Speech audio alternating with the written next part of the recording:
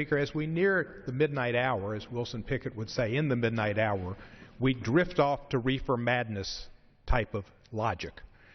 We saw reefer madness in the 30s, and it's come back to Congress here 80 some odd years later. The fact is, we're not talking about marijuana for children. Children shouldn't be doing marijuana, nor should they be smoking tobacco, nor should they be drinking beer or alcohol. We're talking about adults, and we're talking about should adults who are behaving according to the laws in the states in which they live, and the states pass certain laws in Colorado and Washington concerning legalization, and in 20 some odd other states in the District of Columbia pass medical marijuana laws.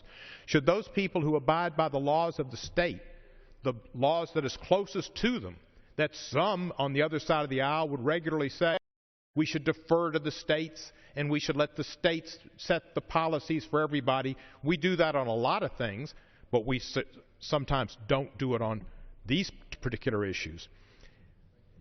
The fact that people are being incarcerated in great numbers and losing their liberty and having a scarlet M put on their chest that denies them public housing on occasions, denies them scholarships, denies them opportunities to work is wrong. And it's throwing, even if you take the arguments that the gentleman on the other aisle make, if you accept them, it still doesn't fit the punishment, the lifetime scarlet letter that you put on an individual. The Department of Justice is correct to respect the laws of the states and to put an understanding that heroin and crack and cocaine and meth are drugs, and prescription drugs are drugs that really cause the evils we have and the problems we have in society that make people commit crimes to feed their habits. Marijuana does not make people commit crime. It makes them overeat. It doesn't make them commit crimes. And that's why we need to prioritize the resources we have in this country toward those drugs that really cause problems to others.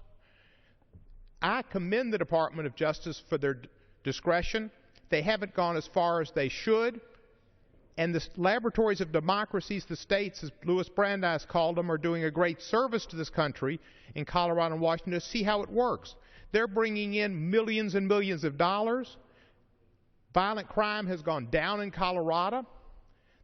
There have not been the problems alleged to have occurred in others, and we can wait and see how those states' experiments go.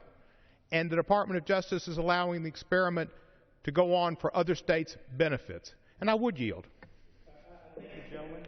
And I would say to you that since science tells us that the more drugs, whether it's marijuana or heroin or whatever, that is out there in society on shelves in homes, the more likely children will get involved in them. And as they do, in their young brains, young developing brains, they're more likely, 5 times risk, to have an addiction, and that is what gets them in prison.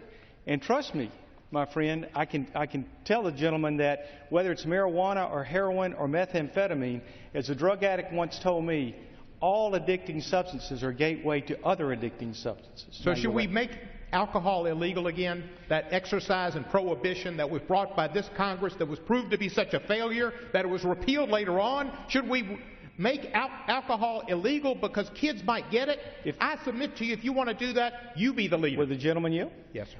Alcohol has been a part of our society and culture for thousands of years. It's part of our religious practices. It was impractical to have prohibition. Bourbon is part of our religious practices? Alcohol is part of our religious practice. Wine. So make wine legal. How about bourbon and scotch and vodka and gin?